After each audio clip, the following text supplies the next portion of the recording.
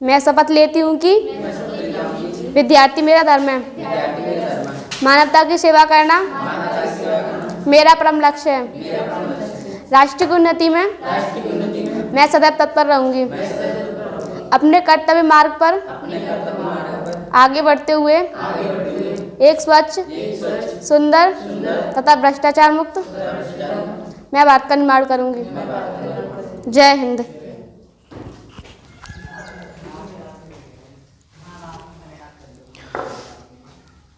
मराठा साम्राज्य हम लोग पूरा पढ़ लिए थे। आज हम लोग मराठा साम्राज्य के पूरा शिवाजी से लेकर के और आंग्ल मराठा युद्ध तक पूरा रिवीजन करेंगे। ठीक है, जो महत्वपूर्ण प्रश्न इस टॉपिक से जो आते हैं उसके हिसाब से रिवीजन करेंगे। कौन कौन से महत्वपूर्ण फैक्ट्स हैं जो प्रश्न में एग्जाम में प्रश्न बन के आते हैं, पूछे जाते हैं। तो आज हम लोग इस सेशन को 3 भागों में बांट करके अध्ययन करेंगे। पहला हमारा मराठा साम्राज्य को स्थापित करने वाले शिवाजी के बारे में चर्चा करेंगे। फिर इसके बाद में शिवाजी के उत्तराधिकारियों का अध्ययन करेंगे, उत्तराधिकारियों का अध्ययन करेंगे शिवाजी के। और उसके बाद में मराठा पेशवाओं का अध्ययन करेंगे। पेशवाओं के समय में जो है मराठों का कैसे विस्तार होता है, तो मराठा पेशवाओं का अध्ययन करेंगे। और इसके बाद में हम लोग इसी समय देखेंगे पानीपत का तीसरा युद्ध, पानीपत का तीसरा युद्ध इसी समय। और इसके अलावा हम लोग यहाँ पर आंग्ल मराठा युद्ध, जहाँ से प्रश्न अक्सर ज़्यादा आते हैं, इसको देखेंगे। आंग्ल मराठा युद्ध जो कितने होते हैं? 3 होते हैं। तो इस तरीके से ये हम लोग 3-4 खंडों में अध्ययन करेंगे शिवाजी के बारे में। और शिवाजी का प्रशासन चेक करेंगे, इसमें देखेंगे उत्तराधिकारियों के बारे में, मराठा पेशवाओं को, और पानीपत का तीसरा युद्ध, और इसके अलावा आंग्ल मराठा युद्ध। इस तरीके से इस टॉपिक के अंतर्गत हम लोग अध्ययन करेंगे। तो पहला टॉपिक हमारा शिवाजी है। शिवाजी जो है इन्होंने मराठा साम्राज्य की नींव डाली थी। शिवाजी का जन्म कब हुआ था? 1627 में। इनका जन्म कब हुआ था? 1627 में, अप्रैल 1627 में। इनके पिताजी का क्या नाम था? शाहजी भोसले। शाहजी भोसले, शाहजी भोसले इनका पिताजी का नाम था। और बाद में 5 परिसंघों में बट जाता है, तो उसमें से एक परिसंघ भोसले भी था। वो कहाँ का था? नागपुर का। तो अभी परिसंघ भी हम लोग अध्ययन करेंगे। और शिवाजी के माताजी का क्या नाम था? जीजाबाई। क्या नाम था? जीजाबाई। और शिवाजी के गुरुजी का क्या नाम था? दादा कोंडदेव। दादा कोंडदेव, कोंडदेव नहीं, कोंडदेव, दादा कोंडदेव। और इसके अलावा इनके धार्मिक गुरु कौन थे? रामदास। धार्मिक गुरु कौन थे? रामदास। हाँ, इनके धार्मिक गुरु, और जो इनके गुरु और संरक्षक थे कौन थे? दादा कोंडदेव। तो इनमें से बस प्रश्न यहाँ से आते हैं।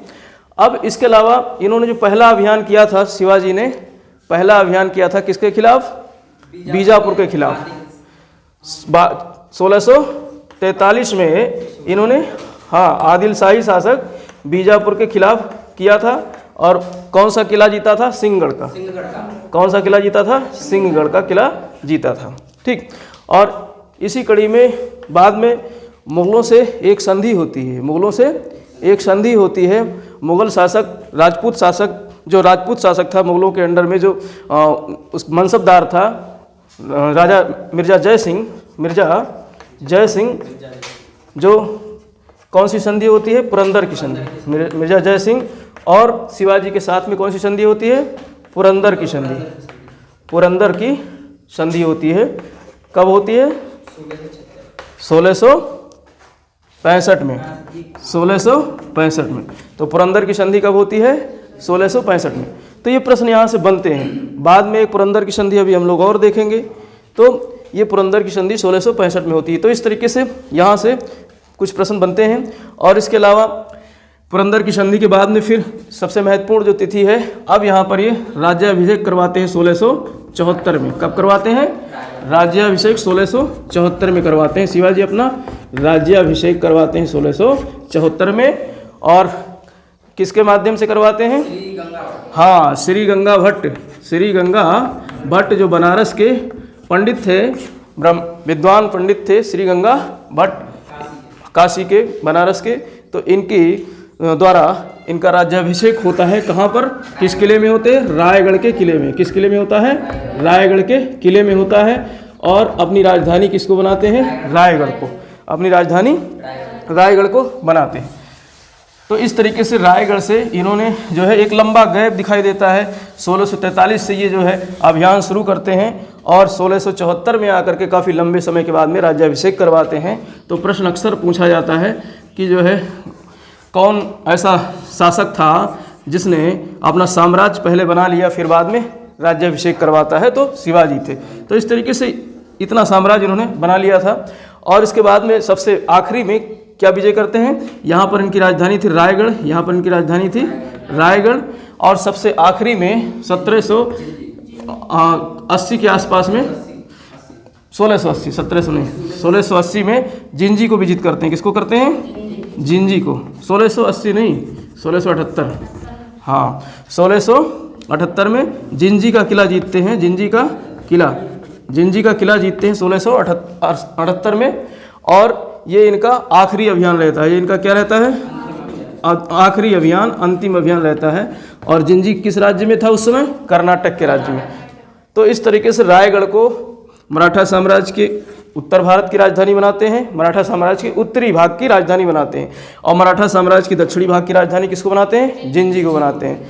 बाद में जिंजी में पेशवाओं के समय में जो है जिंजी भी राजधानी होती है। राजाराम के समय में कुछ समय तक राजधानी जिंजी भी रहती है। तो इस तरीके से ये तो इनका हुआ जो है शिवाजी के समय की कुछ महत्वपूर्ण बातें। और 1680 में इनकी क्या हो जाती है? मृत्यु हो जाती है। 1680 में मृत्यु कैसे होती है? बीमार हो जाते हैं अपने बीमार होकर के, और ये जो है इनकी मृत्यु हो जाती है। और इनका एक महत्वपूर्ण सबसे जो अभियान है किस रूप में होता है? छापामार अभियान। ये किस लिए जाने गए हैं? छापामार अभियान के लिए। तो छापामार या गुरिल्ला पद्धति के युद्ध का जो है प्रयोग करते थे। और उस युद्ध की सहायता से इन्होंने बहुत सारे किलों को क्या किया था? जीता था। और किलों को जीत करके फिर रायगढ़ के किले को बनाया था। और उसके बाद में अपने साम्राज्य का विस्तार किया धीरे धीरे। और फिर जो है अपना राज्याभिषेक करवाया। और अंतिम अभियान इनका था जिंजी का अभियान। तो इस तरीके से शिवाजी की बातें हो गई। शिवाजी से बस यहाँ से प्रश्न ऐसे ही आते हैं। तो ये महत्वपूर्ण हमने बातें शिवाजी से संबंधित देखी। अब इसके बाद में हम लोग चर्चा करेंगे इनके उत्तराधिकारियों की। शिवाजी के उत्तराधिकारी कौन कौन थे, तो उसके बारे में चर्चा करेंगे। शिवाजी के दो बेटे थे। शिवाजी के दो बेटे थे। एक बेटा था इनका, बड़ा बेटा कौन था? संभाजी। और एक जो इनका छोटा बेटा था राजा राम, उसका नाम था राजा राम। तो संभाजी ज्येष्ठ होने के नाते संभाजी की इनका राज्याभिषेक होता है। संभाजी जो है छत्रपति बनते हैं। संभाजी अब यहाँ पे मतलब मराठों को, जो उनके मराठा शासक थे, उनको राजा न कह करके क्या कहा गया? छत्रपति कहा गया। तो अगला छत्रपति कौन बनता है? संभाजी। संभाजी अगले छत्रपति बनते हैं। और इनका कार्यकाल होता है 1680 से लेकर के 1689 तक। 1689 तक संभाजी का कार्यकाल होता है। फिर संभाजी की मृत्यु के बाद में कौन बनता है? राजा राम। राजा राम बनते हैं 1689 से लेकर के 1700 तक। 1689 से लेकर के 1700 तक। इसके बाद में चूंकि संभाजी का जो बेटा था साहू, संभाजी का बेटा कौन था? साहू। तो साहू जो है कैद कर लिया जाता है, मुगलों के दरबार में कैद रहता है। तो इसकी वजह से राजा राम जो है राजा बनता है। राजा राम राजा बनता है 1689 से लेकर के 1700 तक रहता है। अब चूंकि संभाजी का वारिस जो था वो कैद खाने में डला हुआ था, तो इसलिए राजा राम की मृत्यु हो जाती है 1700 में। और राजा राम की मृत्यु के बाद में जो है इनका बेटा जो अल्पवयस्क था वो शासक बनता है। उसका नाम था शिवाजी द्वितीय।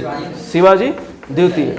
शिवाजी द्वितीय को जो है छत्रपति बनाया जाता है। लेकिन चूंकि ये अल्पवयस्क था तो इसकी संरक्षिका कौन बनती है? इसकी माता ताराबाई। इसकी माता ताराबाई जो है इसकी क्या बनती है? संरक्षिका।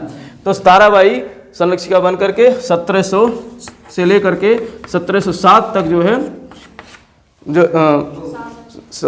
वो शासन करती हैं। कहाँ पर? सतारा में। कहाँ पर शासन सत्ता संभालती हैं? सतारा में। तो इस तरीके से ताराबाई 1700 लेकर के 1707 तक रहती हैं। इसी दौरान मुग़ल दरबार में मुग़ल शासक जो औरंगजेब था उसकी क्या हो जाती है, मृत्यु हो जाती है। तो मुग़ल शासक की मृत्यु के बाद 1707 में वहाँ पर दूसरा शासक बनता है मुअज्जम अर्थात बहादुर शाह प्रथम, और उसने जो है शाहू को क्या कर दिया, रिहा कर दिया, शाहू को रिहा कर दिया। और शाहू रिहा हो करके ताराबाई के पास आता है और एक युद्ध होता है, खेड़ा का युद्ध। कौन सा युद्ध होता है, खेड़ा का युद्ध। और खेड़ा के युद्ध में जो है कौन जीत जाता है, शाहू। और शाहू को सहयोग कौन करता है, बालाजी विश्वनाथ। तो बालाजी विश्वनाथ शाहू का सहयोग करते हैं और खेड़ा के युद्ध में उनकी विजय होती है। और इस प्रकार से जो है ताराबाई हार जाती हैं और फिर जो है गद्दी पर कौन बैठता है, शाहू। तो 1708 में जो है शाहू जी गद्दी पर बैठते हैं और 1749 तक रहते हैं। और शाहू जी जो है मराठा साम्राज्य के अंतिम छत्रपति थे। शाहू जी मराठा साम्राज्य के अंतरिम जो है छत्रपति थे। तो इस तरीके से ये इनके क्या थे, उत्तराधिकारी। इस प्रकार से उत्तराधिकारी को क्रम पूछता है, इसलिए यहाँ पर जो है मेन चीज़ें पढ़ेंगे। बाकी डिटेल में तो हमने अध्ययन पूरा करा दिया है और उसका भी कंपाइल्ड वीडियो बना करके मैं डाल दूंगा। पूरा जो है मराठों का कंपाइल्ड शिवाजी से लेकर के और लास्ट तक का जो आंग्ल मराठा युद्ध है सारा कंपाइल्ड करके 2-3 घंटे का वीडियो बनेगा करीब, हमको लगता है कंपाइल करेंगे, वो डिटेल में डाल देंगे। यहाँ पर बस एक नज़र में देख रहे हैं सारा, इसलिए जो है थोड़ी चीज़ें समझना है, क्योंकि कंसेप्ट बनाना जरूरी है, दिमाग में कंसेप्ट क्लियर रहना जरूरी है। तो यहाँ पर जो है इनके उत्तराधिकारियों की बात हो गई। उत्तराधिकारी के बाद में अब जो है किसका काल शुरू होता है, पेशवाओं का। शाहू जी के समय में ही शाहू जी के समय में ही 3 पेशवा आते हैं बारी बारी से। क्योंकि पहला पेशवा कौन था, बालाजी विश्वनाथ पहले पेशवा थे। बालाजी विश्वनाथ को पहला पेशवा किसने बनाया था, शाहू जी ने। ठीक है, किसने बनाया था, शाहू जी। बालाजी विश्वनाथ को पहला पेशवा इसलिए बनाया क्योंकि बालाजी विश्वनाथ ने सहयोग किया था शाहू को जो है पेशवा छत्रपति बनाने में, ताराबाई से खेड़ा के युद्ध में सहयोग किया था। तो सबसे पहले इनको जो है सेनकर्ते का पद दिया अर्थात सेनापति बनाया। और उसके बाद में बालाजी को 1713 ईस्वी में क्या बना दिया गया, पेशवा बना दिया गया।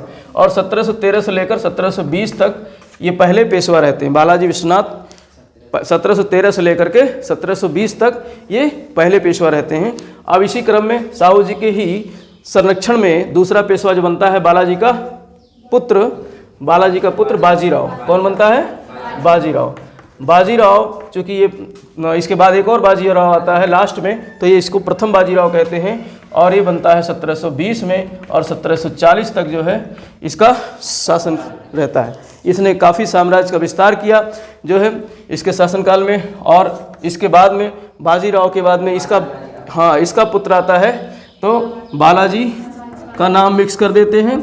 बालाजी के साथ में इनके पिताजी का भी नाम मिक्स कर देते हैं, तो बालाजी बाजीराव। और इनका कार्यकाल होता है 1740 से लेकर के 1761 तक। इनके समय की सबसे महत्वपूर्ण घटना थी पानीपत का तीसरा युद्ध। इनके समय की सबसे महत्वपूर्ण घटना थी पानीपत का तीसरा युद्ध, जो कब होता है, 14 जनवरी 1761 में समय होता है। क्योंकि इसको डेट भी याद रखना है, डेट भी पूछ लेता है। 14 जनवरी 1761 को होता है पानीपत का तीसरा युद्ध। किसके बीच में होता है, मराठाओं के बीच में और अहमद शाह अब्दाली के बीच में। अहमद शाह अब्दाली और मराठाओं के बीच में। और उस समय मराठा पेशवा कौन था, बालाजी बाजीराव। पानीपत के तीसरे युद्ध में प्रश्न आता है, पानीपत के तीसरे युद्ध में पेशवा कौन था, बालाजी बाजीराव। तो लेकिन पेशवा स्वयं युद्ध भूमि में नहीं जाता है। पेशवा का जो है अल्पवयस्क पुत्र जिसका नाम था विश्वासराव, पेशवा का अल्पवयस्क पुत्र विश्वासराव वो जाता है युद्ध के मैदान में। अल्पवयस्क था तो इसको संरक्षण देने के लिए इसी का चचेरा भाई सदाशिवराव भाऊ सेनापति था। इसका क्या था, सदाशिवराव भाऊ जो है इसका संरक्षण करता है और जो है सेनापति था। और इस युद्ध में ये दोनों महत्वपूर्ण व्यक्ति मारे जाते हैं। इसका जो है बालाजी का सगा बेटा विश्वासराव और इसका जो है भतीजा सदाशिवराव भाऊ, ये दोनों मारे जाते हैं। इसके अलावा इस जो है युद्ध भूमि में बहुत सारे सेनापति शहीद होते हैं और हजारों की संख्या में सैनिक मारे जाते हैं। तभी जो है बालाजी को एक व्यापारी के माध्यम से ये बात जो है अप्रत्यक्ष रूप से सुनाई जाती है कि जो है 2 मोती विलीन हो गए, 27 सोने की मोहरें लुप्त हो गईं और चांदी तथा तांबे के तो गिनती ही नहीं की जा सकती है। इस तरीके से बाजीराव को ये बात बताई जाती है और बालाजी बाजीराव 1761 में ही परलोक सुधार जाते हैं, क्योंकि जो है इनका ये इस युद्ध में बहुत सारे लोग मारे गए थे और इतिहासकार बहुत कहते हैं कि जो है उस समय इस युद्ध से महाराष्ट्र में अर्थात मराठों के परिवार में कोई भी ऐसा परिवार नहीं था जिसने किसी अपने सगे संबंधी को नहीं खोया हो। किसी के तो पूरे के पूरे खानदान ही खत्म हो गए थे और किसी के घर में एक व्यक्ति मारा गया, किसी के घर में 2 व्यक्ति मारे गए। इस तरीके से बहुत मारकाट मची थी। तो एक तरीके से बहुत भयानक युद्ध हुआ था। तो इसके बाद में जो है कौन सा पेशवा आता है? ये तीनों पेशवा किसके समय में रहे हैं? साहू जी के समय। साहू जी ने इन तीनों पेशवाओं को पेशवा बनाया था। इसके बाद में कौन आता है? माधवराव। इसके बाद में पेशवा आते हैं माधवराव प्रथम। माधवराव प्रथम का समय होता है 1761 से लेकर के 1772 तक, 1761 से लेकर के 1772 तक। और इस पेशवा के बारे में इतिहासकार कहते हैं कि ये ऐसा पेशवा था जिसको सबसे योग्य, सबसे महानतम पेशवा कहा जा सकता है। सबसे महान पेशवा अगर कोई था तो कौन था? माधवराव प्रथम था। लेकिन 27 साल की उम्र में इसकी क्या हो जाती है? मृत्यु हो जाती है। तो इसलिए ये बहुत कुछ काम नहीं कर पाता है। लेकिन सबसे महत्वपूर्ण जो कार्य करता है वो क्या करता है? हैदर अली को परास्त करता है। हैदर अली जो उस समय मैसूर का उभरता हुआ शासक था, उस शक्तिशाली शासक को परास्त करता है। और दूसरी बात 1772 ईस्वी में ये शाह आलम द्वितीय को जो है राजगद्दी पर बैठाते हैं पुनः, क्योंकि वो अब्दाली की भय से दिल्ली की गद्दी से बाहर रहता है। तो उसे ला करके और गद्दी पर फिर से सत्ता नसीन करवाते हैं कौन? माधवराव। तो इसके बाद में माधवराव के बाद में कौन बनता है? नारायण राव। माधवराव के बाद में नारायण राव। ये सीरियल से आता है, पूछा जाता है इसमें, इसलिए इनको याद रखना है। 1772-73 में जो है नारायण राव बनते हैं। लेकिन इनके समय की कोई ज़्यादा महत्वपूर्ण घटना नहीं है, क्योंकि नारायण राव का चाचा जो है उसका माधवराव का चाचा वो जो है नारायण राव की क्या कर देता है? हत्या, जिसका नाम है राघोबा या जो है रघुनाथ राव। तो रघुनाथ राव उसकी हत्या करके नारायण राव की और 1773-74 में जो है पेशवा बनता है। लेकिन कम समय के लिए बनता है, क्योंकि रघुनाथ राव को नाना फडणवीस जो कि माधवराव के समय एक जो है सलाहकार था, एक मंत्री था नाना फडणवीस, उसने जो है रघुनाथ राव को हटा दिया। महाजी सिंधिया के सहयोग से इसको हटा दिया और 12 भाई काउंसिल का गठन करता है। कौन? नाना फडणवीस ने 12, ये चूँकि अल्पवयस था रघुनाथ राव को हटा करके नाना फडणवीस जो है किसको बैठाते हैं? माधवराव द्वितीय को। किसको? माधवराव द्वितीय जो कि नारायण राव का अल्पवयस पुत्र था, बहुत छोटा था। तो इसलिए माधव नारायण राव या माधवराव द्वितीय भी इसको कहा जाता है। और नाना साहब ने जो है इसको संरक्षण देने के लिए, शासन संचालित करने के लिए 12 भाई काउंसिल का गठन किया। क्या गठन किया? 12 भाई काउंसिल का गठन किया। ठीक है। तो ये एक परिषद थी, 12 लोगों की, 12 मंत्रियों की जो है एक परिषद थी, जो कि शासन सत्ता को क्या करती थी? संचालित करती थी, संभालती थी। तो माधवराव जो है काफ़ी लंबे समय तक रहा, लेकिन हाँ लगभग 95-96 तक रहा। 95 में ये जो है आत्महत्या कर लेता है, क्योंकि नाना फडणवीस जैसे और लोगों का क्या रहता है, इसके ऊपर जो है एक तरीके से कब्जा रहता है शासन सत्ता पे। और जब ये वयस्क हो जाता है, बड़ा हो जाता है, तो बड़ा होकर के सोचता है कि मुझे जो है अलग से मैं स्वयं शासन सत्ता संभालूं, मुझे स्वयं जो है प्रशासन चलाना चाहिए। लेकिन जो है नाना फडणवीस के दबाव में रहता है, तो इसलिए ये छत से कूद करके आत्महत्या कर लेता है। और जब ये आत्महत्या कर लेता है तो फिर नाना फडणवीस किसको जो है पेशवा बनाते हैं, बाजीराव द्वितीय को। अंतिम पेशवा बाजीराव सेकंड बनता है, जो कि रघुनाथ राव का पुत्र था, रघुनाथ राव का पुत्र था। तो बाजीराव द्वितीय अंतिम पेशवा बनता है, जो 1796 से लेकर के 1818 तक रहता है। तो इस तरीके से ये पेशवाओं का क्या हो गया, क्रम हो गया, क्रोनोलॉजी हो गया। यहाँ से प्रश्न आते हैं, इन 8 पेशवाओं में से घुमा फिरा करके आगे पीछे पूछ लेगा, फिर कहेगा क्रम से लगाइए। ठीक है, तो एक प्रश्न अक्सर इसमें से आता है, तो इन्हें आपको 2-3 बार लिख लिख करके प्रैक्टिस कर लेना है, बस याद हो जाएगा। अब जो है पेशवाओं के समय में ये 2 पेशवा महत्वपूर्ण हैं अंग्रेजों के समय, कौन से, माधवराव और बाजीराव द्वितीय। तो इन 2 पेशवाओं के समय में क्या होता है भारत में, आंग्ल मराठा युद्ध। क्या होता है, आंग्ल मराठा युद्ध। तो हम लोग आंग्ल मराठा युद्ध की चर्चा करेंगे। 3 आंग्ल मराठा युद्ध होते हैं। कितने होते हैं, 3 आंग्ल मराठा युद्ध होते हैं, जो शुरू होता है 1775 से और ख़त्म होता है 1818 में। सारे तीनों आंग्ल मराठा युद्ध की बात कर रहा हूँ, जो शुरुआत होता है 1775 से और अंत होता है 1818 में। तो इसमें 3 आंग्ल मराठा युद्ध होता है। प्रथम आंग्ल मराठा युद्ध जो होता है उसका समय है 1775 से लेकर के और 1782 तक, 1782 तक ये होता है प्रथम आंग्ल मराठा युद्ध, 1775 से 1782। अब इसके कारण क्या है आंग्ल मराठा का, इसमें होती है सबसे पहले सूरत की संधि। कौन सी संधि होती है, सूरत की संधि। सूरत की संधि, यहाँ से प्रश्न पूछता है सूरत की संधि कौन से आंग्ल मराठा युद्ध में हुई थी, तो प्रथम आंग्ल मराठा युद्ध में, और यहीं से प्रथम आंग्ल मराठा युद्ध शुरू हो जाता है। 1775 में सूरत की संधि होती है, और कौन करता है, अंग्रेज, जो बम्बई के अंग्रेज हैं। कहाँ के अंग्रेज, बम्बई के अंग्रेज हैं। वो 1775 में किसके साथ में, राघोबा के साथ में, किसके साथ में करते हैं, राघोबा के साथ में सूरत की संधि होती है, राघोबा के साथ में। क्योंकि राघोबा जो है वो दरबार से, पुणे के दरबार से भगा दिया जाता है, और इसलिए कहाँ पहुँचता है, अंग्रेजों की शरण में, कि मुझे जो है माई बाप मुझे क्या बना दो, पेशवा बना दो, तो तुम जो चाहो वो ले लेना। कहते ठीक है भैया, हम तुमको 2500 सैनिक देंगे और उसके बदले में हमको बसीन का क्षेत्र दे दो, सालसेट का क्षेत्र दे दो। राघोबा कहता है दे ले जाओ, कोई बात नहीं।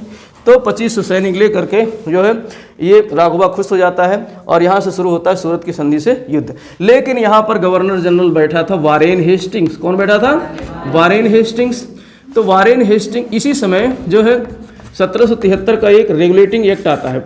भारत में जो अंग्रेजी कंपनी थी, इंग्लैंड में बैठी थी जो कंपनी के मेंबर्स, कंपनी के डायरेक्टर्स, उन्होंने एक एक्ट पास किया था 1773 का, जिसको बोलते हैं रेगुलेटिंग एक्ट। उसमें कहा गया कि अभी मुंबई, मद्रास और कलकत्ता, ये 3 जो है प्रेसिडेंसी थी यहाँ पर, जिनके अलग अलग क्या थे, गवर्नर थे, जिनके अलग अलग क्या थे, गवर्नर थे। तो 1773 के एक्ट में जो है बंगाल के जो गवर्नर था उसको बना दिया गया गवर्नर जनरल। उसको क्या बना दिया गया, गवर्नर जनरल। और बम्बई और मद्रास के जो गवर्नर थे वो किसके अधीन हो गए, बंगाल के गवर्नर जनरल के। और पहला गवर्नर जनरल था वारेन हेस्टिंग्स।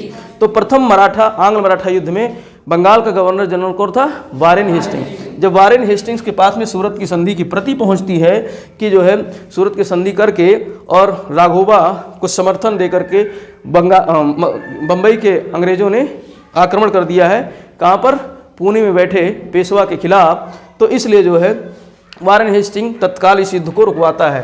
तत्काल सूरत में जो एक झड़प होती है उसको क्या करवाता है, रुकवाता है, और करता है पुरंदर की संधि। तो दूसरी संधि कौन सी होती है प्रथम आंग्ल मराठा युद्ध में, पुरंदर की संधि। कौन सी संधि होती है, पुरंदर की संधि। ये भी अब संधियाँ पूछता है, पुरंदर की संधि होती है, कब होती है, 1776 में। तो 1776 में पुरंदर की संधि कहाँ के अंग्रेजों से होती है, वारेन हेस्टिंग, बंगाल के गवर्नर जनरल से होती है। किसकी, पुणे में बैठे हुए, पुणे में कौन था, माधवराव द्वितीय। तो माधवराव द्वितीय पेशवा के साथ में जो है ये संधि होती है, पुरंदर की संधि। लेकिन जो है सूरत की संधि को जो है स्वीकृति कहाँ से मिली थी, इंग्लैंड से, इंग्लैंड के कंपनी के डायरेक्टरों से। तो तो इसलिए जो है सूरत की संधि ही अंततो गत्वा मानी जाती है, क्योंकि बम्बई के जो अधिकारी थे, क्योंकि अभी ज़्यादा पावर में नहीं था, वारेन हेस्टिंग्स को भी ज़्यादा पावर नहीं मिला था। अभी देखेंगे आगे जो है इसके बारे मतलब गवर्नर जनरल के पावर बढ़ाने के लिए और ज़्यादा एक्ट चेंज किए जाते हैं, नए कानून बनाए जाते हैं। तो अभी ज़्यादा पावर में नहीं था, इसलिए इसको जो है वारेन हेस्टिंग्स को पुरंदर की संधि को अंत में रद्द करना पड़ता है और सूरत की संधि के तहत ही फिर से जो है उसको मान्यता देते हैं और पुनः जो है मराठों के खिलाफ क्या होता है, युद्ध होता है। तो इस तरीके से मराठों के खिलाफ युद्ध होता है और अंत में होती है 1782 में एक संधि, सालबाई की संधि। तो सालबाई की संधि के साथ ही युद्ध रुक जाता है, खत्म हो जाता है। कब होती है? 1782 में। और इसकी अगुवाई करता है संधि की महादजी सिंधिया। महादजी सिंधिया दोनों की तरफ से क्या बनता है? मध्यस्थता करता है, मीडिएटर बनता है। किसकी तरफ से? अंग्रेजों की तरफ से भी और मराठों की तरफ से। वो कहता है कि बहुत ज़्यादा हानि हो रही है अपने जो है पेशवा से, अब हमको युद्ध रोक देना चाहिए, हम जाते हैं बात करते हैं अंग्रेजों से और एक संधि करते हैं। तो वो संधि होती है सालबाई की संधि 1782 में। तो सालबाई की संधि के साथ ही प्रथम आंग्ल मराठा युद्ध खत्म हो जाता है। तो प्रथम आंग्ल मराठा युद्ध में 3 प्रकार की संधियाँ हमको देखने को मिलती हैं। ठीक है, तो इस तरीके से प्रथम युद्ध समाप्त हो जाता है। और प्रथम युद्ध होता किसके वजह से है? राघोबा के कारण होता है। किसके कारण होता है? प्रथम युद्ध होता है राघोबा के कारण। इसके बाद में दूसरा आंग्ल मराठा युद्ध शुरू होता है। कौन सा? दूसरा आंग्ल मराठा 1803 से 1805 तक। 1803 से 1805 तक दूसरा आंग्ल मराठा युद्ध चलता है। अब इसके पीछे कारण क्या था? अब जो है अब कौन बन गया यहाँ पर मराठा पेशवा?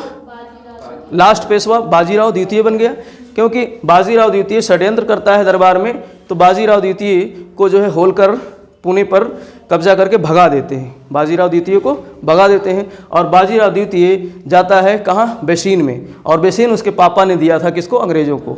उसके पापा राघोबा ने दिया था अंग्रेजों को। और उसी बेसीन में जाकर के शरण लेता है कौन? बाजीराव द्वितीय। और अंग्रेजों से सहायता मांगता है कि बाप हमारे जो है हमको भगा दिया है, होलकरों ने पुणे पे अधिकार कर लिया है और हमें वहाँ से बेदखल कर दिया है। तो बसीन जो कि यहाँ पर था, बसीन में जाकर के अंग्रेजों से सहायता मांगता है। तो अंग्रेज करते हैं बसीन की संधि। संधि भाई राजा है, पेशवा है, तो संधि तो करेंगे ही, वैसे थोड़े नहीं कि जो है बात हो गई बस तो संधि करते हैं। तो कौन सी संधि होती है? बसीन की संधि, बेसीन की संधि या बसीन की संधि। बरसीन की नहीं, बेसीन की। एक बरसीम होता है ना खाने वाला, चारा खिलाते हैं जानवरों को, तो वो बरसीम नहीं, बेसीन। ठीक है, तो बरसीन से याद रखना, बेसीन की संधि होती है 1802 में। कब होती है? 1802 में होती है बेसीन की संधि। और बेसीन की संधि से ही शुरू हो जाता है दूसरा आंग्ल मराठा युद्ध। अब इस आंग्ल मराठा युद्ध में जो है जो यहाँ के जो परिसंघ थे, जिनका गठन किसके समय में हुआ था? बाजीराव प्रथम के समय में। बाजीराव प्रथम के समय में 1740 के आसपास में जो है मराठा साम्राज्य को संचालित करने के लिए 5 परिसंघों में विभाजित कर दिया जाता। वैसे 4, 5वां तो पुणे पेशवा था ही मुख्य रूप से, लेकिन 4 परिसंघ बना दिया जाता है। कौन कौन? जो है उत्तर में यहाँ पर सिंधिया थे, जो ग्वालियर के, आज भी सिंधिया है ग्वालियर में, आज भी सिंधिया है ना, आज भी सिंधिया है ग्वालियर के। तो ग्वालियर के सिंधिया, और इसके नीचे है आपका इंदौर, इंदौर के होलकर, इंदौर के कौन? होलकर। और उसके नीचे है नागपुर, नागपुर के भोंसले, नागपुर के भोंसले। ठीक है, और इधर पश्चिम साइड में गुजरात में है एक जो है बड़ौदा, और बड़ौदा के क्या है? गायकवाड़, बड़ौदा के गायकवाड़। और पुणे में कौन था? पेशवा, पुणे में पेशवा था। तो इस तरीके से ये 5 परिसंघों में बटा होता है क्या? भारत का मराठा साम्राज्य। उत्तर में सिंधिया ग्वालियर के, और इंदौर के होलकर। होलकर इंदौर के ही जो है एक महत्वपूर्ण रानी होती है, रानी अहिल्याबाई, रानी अहिल्याबाई। ठीक, तो वो महत्वपूर्ण होती है। और भोंसले में जो है नागपुर के होते हैं, और सिंधिया में महादजी सिंधिया एक महत्वपूर्ण शासक होता है। ठीक, तो इस तरीके से जो है ये 5 परिसंघों में बटा होता है। और जो बेसीन की संधि होती है, ये जो परिसंघ होते हैं, ये क्या कहते हैं? ये हमारे लिए क्या है? अपमानजनक है। जो हमारे बाजीराव द्वितीय ने जा करके बेसीन की संधि अंग्रेजों से कर ली है, वो हमारे लिए क्या है? अपमानजनक है। तो संधि का विरोध करते हैं, संधि का विरोध करते हैं। तो अंग्रेज इस बार चालाक थे, उन्होंने दोनों तरफ से आक्रमण किया, उत्तर से और दक्षिण से, और पीटना पाटना शुरू कर दिया। तो इस तरीके से भोंसले के साथ पहली संधि होती है देवगांव की संधि। 1803 में होती है देवगांव की संधि। किसके साथ होती है? भोंसलों के साथ में। तो 3 में होती है 1803 में भोंसले की संधि, भोंसलों के साथ में देवगांव की संधि। और इसके बाद में सिंधिया के साथ होती है सुरजी अर्जन गांव की संधि, अर्जुन नहीं अर्जन, ठीक है। तो अर्जुन से याद करना अर्जन, सुरजी अर्जन गांव की संधि भी होती है 1803 में, 1803 में होती है सुरजी अर्जन गांव की संधि।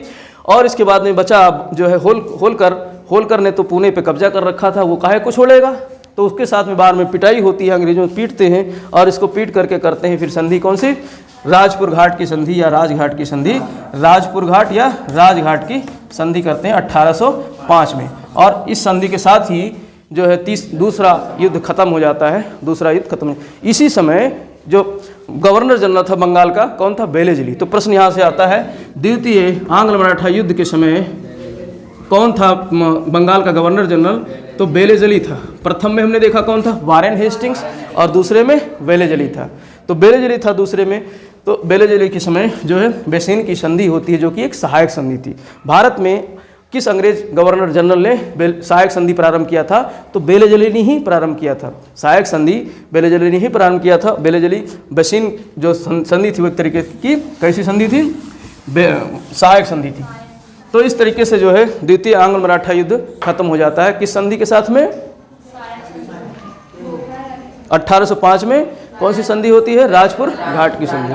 राजघाट या राजपुर घाट की संधि के साथ ही दूसरा आंग्ल मराठा युद्ध भी क्या हो जाता है, खत्म हो जाता है। अब यहाँ पर तीसरे आंग्ल मराठा युद्ध की बात करेंगे।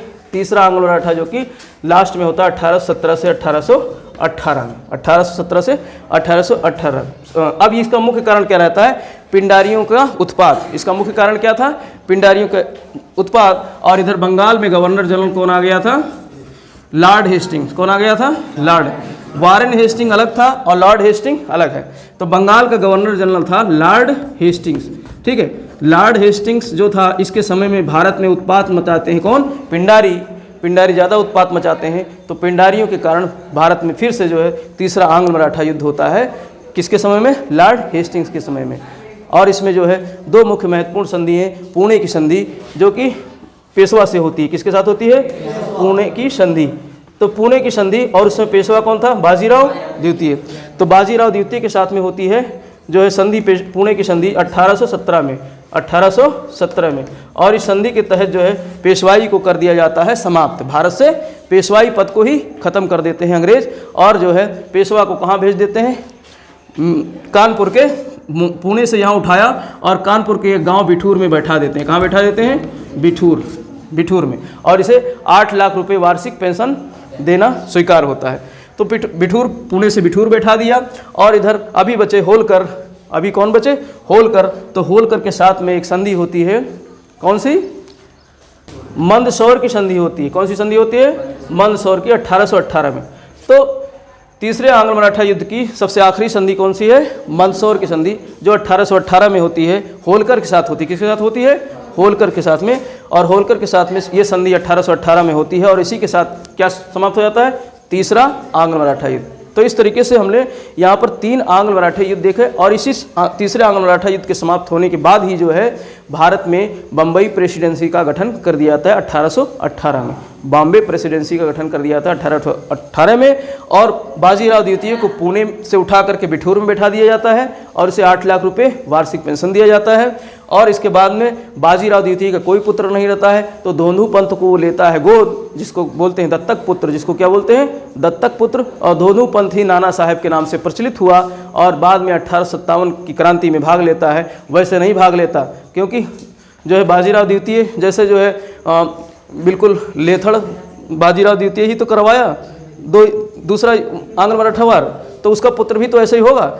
लेकिन 1857 की क्रांति में क्यों भाग लेता है नाना साहब, इसलिए भाग लेते हैं कि जो है उनकी पेंशन अंग्रेज बंद कर देते हैं। कहते तुम्हारे बाप को दिया अब तुमको थोड़े नहीं देंगे, पेंशन बंद कर देते हैं। कहते तुम तो दत्तक पुत्र हो, कौन होते हो तुम जो है उनके, तुमको पेंशन वेंशन नहीं देंगे।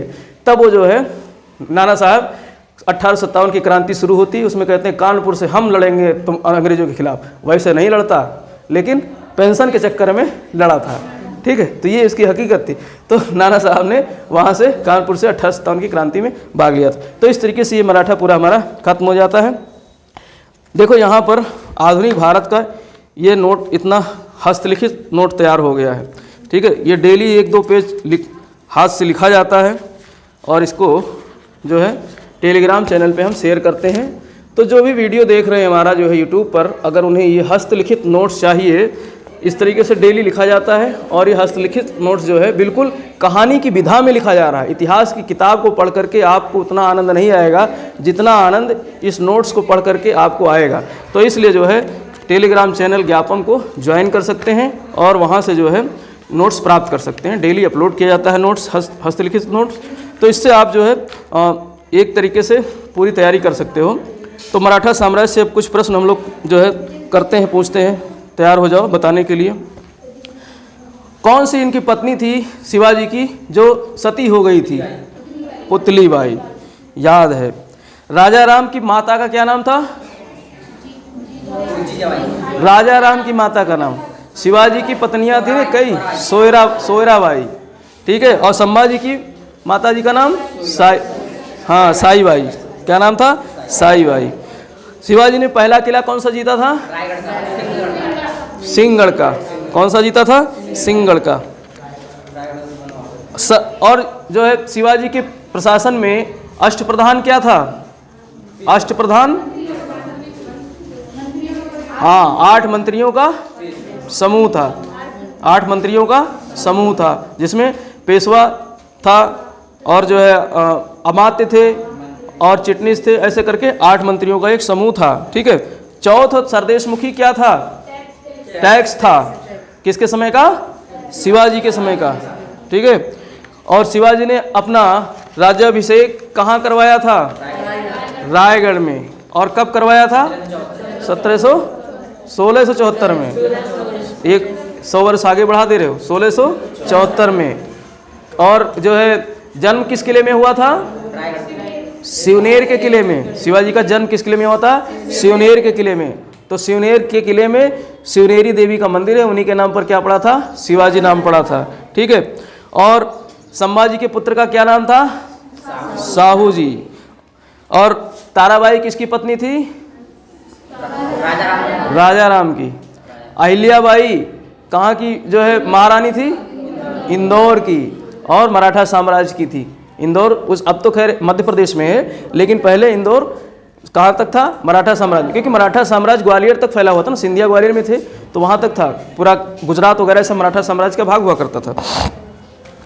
और खेड़ा का युद्ध कब हुआ था? किसके किसके बीच में हुआ था? 1707 में हुआ था। साहू और ताराबाई के बीच में हुआ था। संगोला की संधि कब हुई थी? 1760। संगोला की संधि आज नहीं बताया, पहले पढ़ाया हूँ। 1750 में हुई थी संगोला की संधि। संगोला की संधि हुई थी 1750 में हुई थी। ये संधि हुई थी बालाजी बाजीराव और राजाराम द्वितीय के बीच में हुई थी संगोला की संधि, ठीक है। ये संधि याद रखना। और उसमें पढ़ाया है, डिटेल में देखना। और दिल्ली की संधि अर्थात मराठों का मैग्ना कार्टा किसके समय में, किस पेशवाई के काल में जो है मराठा का मैग्ना कार्टा आया था? बालाजी विश्वनाथ के समय में। बालाजी विश्वनाथ के समय में जो है मराठों का मैग्ना कार्टा फर्रुखसियर से। किससे लिया था? फर्रुखसियर से। और ये किसने कहा था? किस जो है पेशवा ने कहा था? आओ हम इस पुराने वृक्ष के खोखले तने पर प्रहार करें, शाखाएं तो स्वयं गिर जाएंगी। किसने कहा था? बाजीराव प्रथम ने कहा था। किसने कहा था? बाजीराव प्रथम ने कहा था, ठीक है। और वारणा की संधि पहले पढ़ाया है डिटेल वाले में। वारणा की संधि किसके किसके बीच में हुई थी? वारणा का युद्ध हुआ था ना एक, कोल्हापुर के, जो कोल्हापुर का शासक था संभाजी द्वितीय के, जो राजा राम के वंशज थे, कोल्हापुर में शासन कर रहे थे। राजा राम के वंशज कहाँ शासन कर रहे थे? कोल्हापुर में। तो बाजीराव प्रथम ने कोल्हापुर के शासक को परास्त किया था वारणा की नदी के किनारे, और वारणा की संधि की थी और कहा था साहू जी महाराज के अब जो है छत्र छाया में रहो, काहे को तुम जो है शासन सत्ता के लिए संभाल रहे हो। तो साहू जी महाराज के छत्र छाया में आ जाता है कौन? जो है वहाँ का राजा राम द्वितीय और संभाजी द्वितीय। मस्तानी कौन थी? बाजीराव की प्रेमिका। बाजीराव की प्रेमिका। हाँ, प्रेमिका थी बाजीराव। और कहाँ किस जो है हाँ किस कहाँ की थी, कौन से साम्राज्य की थी, कौन से शासक की थी? बुंदेलखंड से संबंधित थी, बुंदेलखंड से संबंधित थी। ठीक ठीक है। वो पढ़ा दिया है, पद्मावती पढ़ा दिया है इससे पहले। मराठा को 5 परिसंघों में विभाजित करने वाला पेशवा कौन था? मराठा को 5 परिसंघों, अभी आज भी पढ़ाया हूँ, 5 परिसंघों में कौन था? बाजीराव प्रथम। 1740 में लास्ट में जो है मराठा साम्राज्य को 5 परिसंघों में, इंदौर, नागपुर के भोसले, इंदौर के होलकर और सिंधिया, ये सब किसने जो है किसने बांटा था? तो बाजीराव प्रथम ने बांटा था। ठीक है।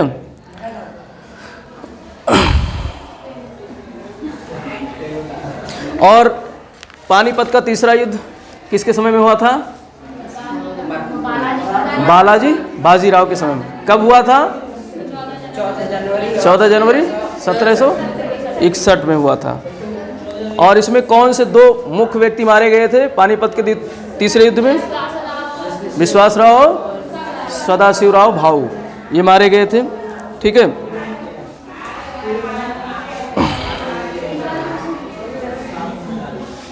नाना फडणवीस कौन था? मराठों का चाणक्य था। नाना फडणवीस कौन था? मराठों का चाणक्य था। ठीक है। और किसको संरक्षण दिया था इसने? माधवराव प्रथम, जो कि अल्पवयस्क था, तो उसके समय में संरक्षण दिया था। और क्या गठित किया था? शासन सत्ता संचालित करने के लिए कौन से परिषद की गठन की थी? क्या नाम था? 12 भाई काउंसिल। क्या नाम था? 12 भाई काउंसिल। काउंसिल का मतलब परिषद ही होता है। तो 12 व्यक्तियों का एक परिषद गठित किया था जिसका नाम था 12 भाई काउंसिल। 12 भाई काउंसिल। और शाह आलम द्वितीय को किस मराठा पेशवा ने दिल्ली की गद्दी पर पुनः बैठाया था? माधवराव प्रथम ने। और सबसे सर्वश्रेष्ठ पेशवा किसको कहा जा सकता है? माधवराव प्रथम को। माधवराव प्रथम इतिहासकार कहते हैं, तो हमें भी तो कहना पड़ेगा भाई, इतिहासकारों ने सोच समझ के ही कहा होगा। माधवराव प्रथम को सबसे सर्वश्रेष्ठ पेशवा कहा गया। 27 वर्ष की उम्र मारा नहीं गया होता तो अपनी जो है सर्वश्रेष्ठता और सिद्ध करता।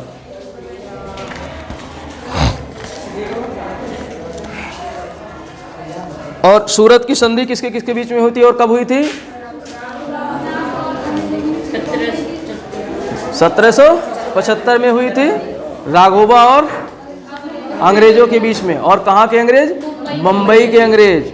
और बंगाल के जो गवर्नर जनरल था और मराठों के बीच में कौन सी संधि हुई थी उसके बाद में? पुरंदर की संधि। 1776 में पुरंदर की संधि हुई थी। ठीक है। सालबाई की संधि कब हुई थी? सालबाई की संधि के साथ ही सालबाई की संधि के साथ ही कौन सा युद्ध समाप्त हो गया था मराठों का? प्रथम आंग्ल मराठा युद्ध सालबाई की संधि के साथ ही खत्म हो गया था। ठीक है। नाना फडणवीस की मृत्यु कब हुई थी? 1800 ईस्वी में। कब हुई थी? 1800 ईस्वी में। ये तो 00 है, इसको याद करने में क्या दिक्कत है? 1800 ईस्वी में। बसीन की संधि कब हुई थी? बसीन की संधि कब हुई थी? 1802 में। कब हुई थी? 1802 में। और इसके साथ ही कौन सा आंग्ल मराठा युद्ध प्रारंभ हो गया था? दूसरा। 1802 में ही दूसरा आंग्ल मराठा युद्ध बसीन की संधि के साथ ही 1803 में प्रारंभ हो गया था। ठीक है। 1800 वो द्वितीय आंग्ल मराठा युद्ध कब खत्म हुआ था और किस संधि के साथ खत्म हुआ था? राजघाट की संधि 1805 में। और किसके साथ हुई थी राजघाट की संधि? भोसले, सिंधिया, होलकर किसके साथ हुई थी? होलकर के साथ में हुई थी। किसके साथ में हुई थी? होलकर। और किस परिसंघ के साथ में अंग्रेजों की कोई संधि नहीं दिखाई देती है, ना ही कोई झड़प दिखाई होती है?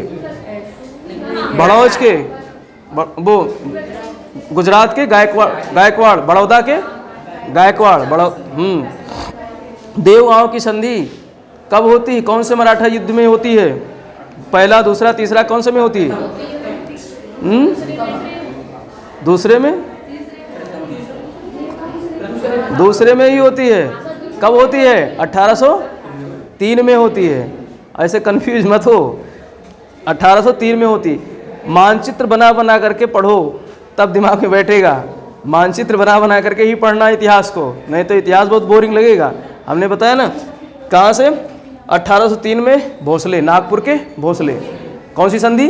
देवगांव की संधि। फिर उसके बाद में एक छलांग मारते हैं, इंदौर से ऊपर जाते हैं ग्वालियर के सिंधिया के पास में, सुरजी अर्जन गांव की संधि 1803 में ही होती है। और 1805 में फिर होती है किसके साथ में? बीच वाले के साथ में। बीच में कौन बैठा है? होलकर। तो होलकर के साथ में 1805 में होती है कौन सी संधि? राजपुर घाट की संधि। ठीक है। तीसरा आंग्ल मराठा युद्ध कब से कब तक चलता है? 1817 से 1818 तक। कौन सी संधि हुई थी? पुणे की संधि हुई थी। कौन सी हुई थी? पुणे की संधि। और एक कौन सी संधि हुई थी? मंदसौर की संधि। मंदसौर की संधि के साथ ही आंग्ल मराठा युद्ध तीसरा खत्म हो जाता। तो सबसे आखिरी संधि तीनों आंग्ल मराठा युद्ध में कौन सी थी? मंदसौर की संधि थी। सबसे आखिरी संधि कौन सी थी? मंदसौर की संधि थी। और सबसे प्रथम संधि कौन सी थी? सूरत की संधि थी। कौन सी संधि थी? सूरत की संधि थी। तो इस तरीके से जो है